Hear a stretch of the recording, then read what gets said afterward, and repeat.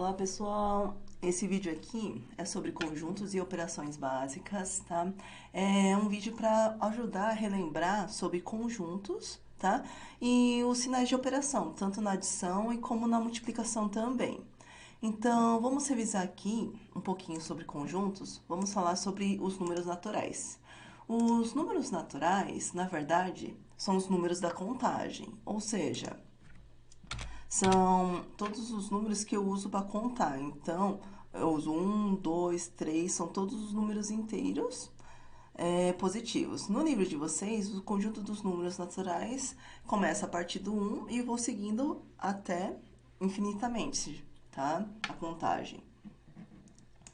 Depois, eu vou trabalhar com os números inteiros, ou seja, os números inteiros, trabalho tanto os números negativos como os positivos. Aqui nesse conjunto eu escrevi, como exemplo, vem de menos infinito até menos 2, menos 1, 0, 1 e 2, até os números mais infinitos, sempre inteiros, tá? Depois, eu vou trabalhar com os números racionais. E o que são esses números racionais? São todos os números que eu posso escrever na forma de fração, ou seja, são todos os números que eu posso escrever como a divisão de um número inteiro em cima, tá? Por um número inteiro embaixo. Ou seja, aqui eu pego, por exemplo, menos 3 sétimos, então eu tenho um número inteiro em cima, por uma divisão, outro número inteiro embaixo, tá?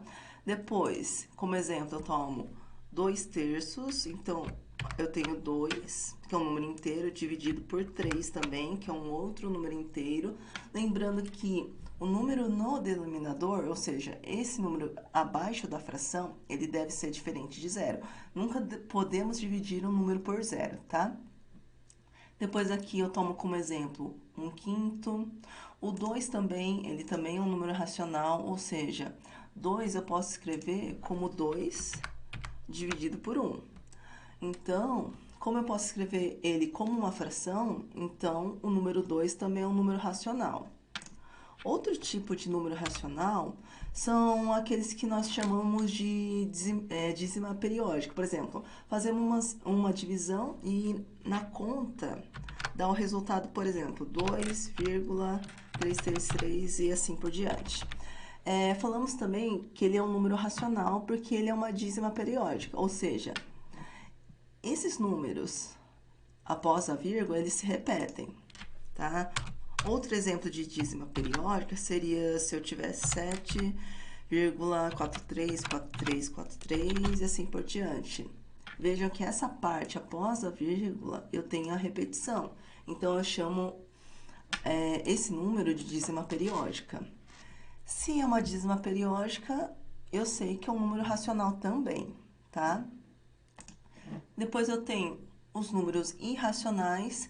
Os números irracionais, diferentemente dos racionais, eu não consigo escrever eles em forma de fração. Eu não consigo escrever eles como um número inteiro dividido por um outro número inteiro.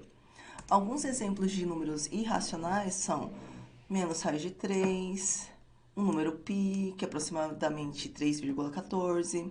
Temos também o raiz quadrada de 5, tá? São todos números irracionais. Outro exemplo de número irracional são as dízimas não periódicas. Diferentemente das dízimas periódicas que os números se repetiam após a vírgula, na dízima não periódica, esses números já não se repetem, tá? E por fim, eu vou trabalhar com o conjunto dos reais. O conjunto dos reais, ele é dado por esse símbolo aqui. Tá? E ele é a união do conjunto dos racionais com o conjunto dos irracionais. Ou seja, eu faço a união de todos os elementos que são irracionais e racionais também. Então, eu tenho, como exemplo, menos raiz de 3, menos 3 sétimos, que daí é um número racional, 2 terços, 1/5, o 2, que é um número inteiro, e também é um número racional. Eu tenho o π, raiz quadrada de 5 e assim por diante, tá? tá? E com isso, aí eu termino a revisão dos tipos de conjuntos que vão auxiliar vocês tanto a resolver equações como trabalhar com funções também, tá?